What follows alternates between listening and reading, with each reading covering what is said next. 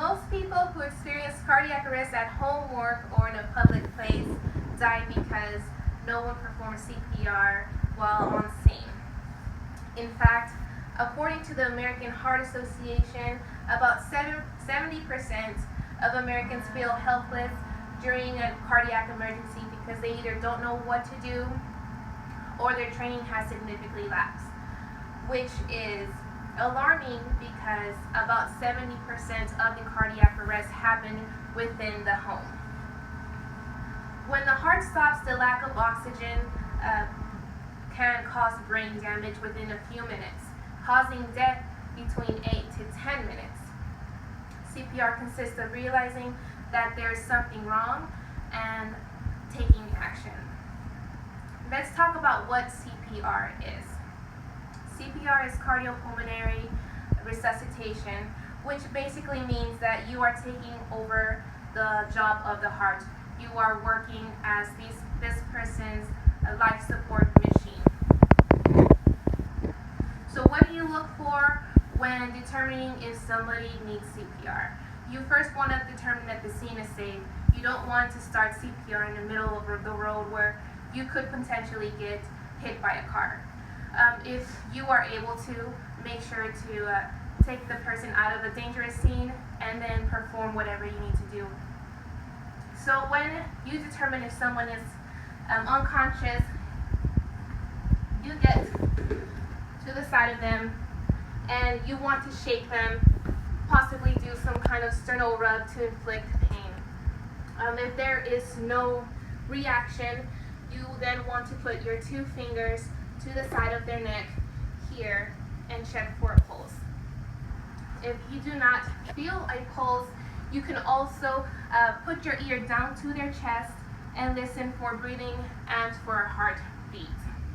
According to the Red Cross, they suggest that you tap and shout to the person to see if they need help or not.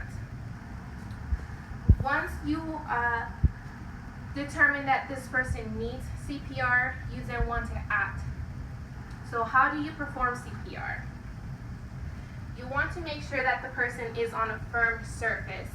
You don't want to have them on a bed where you could potentially just be bouncing them around and not really perform the adequate compressions that you need. You want to make sure they're on a firm surface. And for an adult, you want to interlock your fingers and put them on the center of their chest.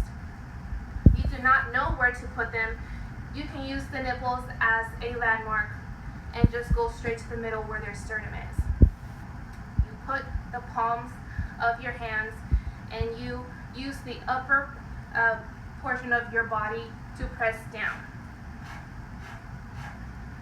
You want to go as deep as 2 inches and at a rate of 100 beats per minute.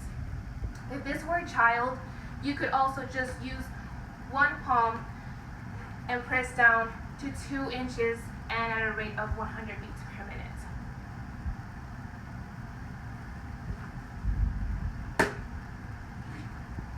If this was a baby, you'd want to tap on their heels.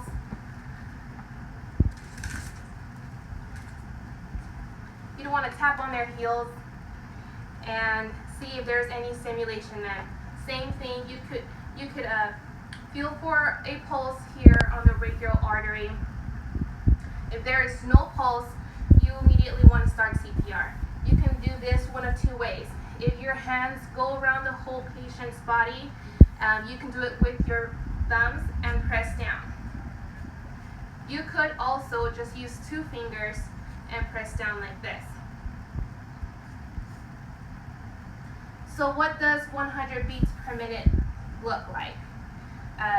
Everyone knows the popular song by the Bee Gees in the 70s, Staying Alive. You want that beat in your head while you're compressing, and that is about 100 beats per minute.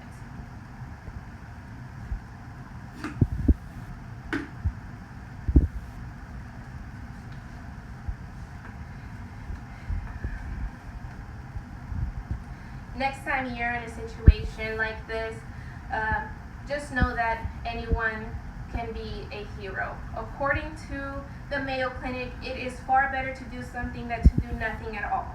If you are fearful that your knowledge or abilities are not 100%, remember that the difference between doing something and doing nothing could mean somebody's life. For more information, you can visit the American Heart Association website or the American Red Cross website. Thank you.